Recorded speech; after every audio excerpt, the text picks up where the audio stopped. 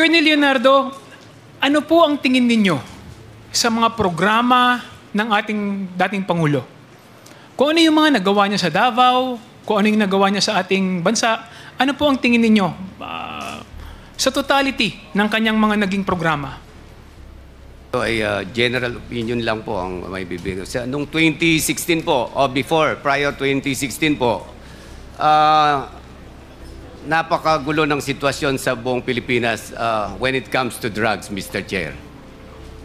Talaga pong kahit kaming mga pulis po ako noon, nakita ko po halos hindi na po namin pansinin yung mga gumagamit ng droga na maliliit lamang dahil ang dami pang dapat na unahin yung pong mga pushers and mga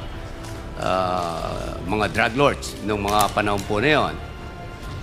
Kaya naniniwala ako na, I believe, no, doon po sa war on drugs ni PRRD dahil talaga naman pong napakinabangan ng buong Pilipinas dahil gumanda naman po yung naging tahimik po, somehow. Compared doon sa 2022, wala na pong drugs.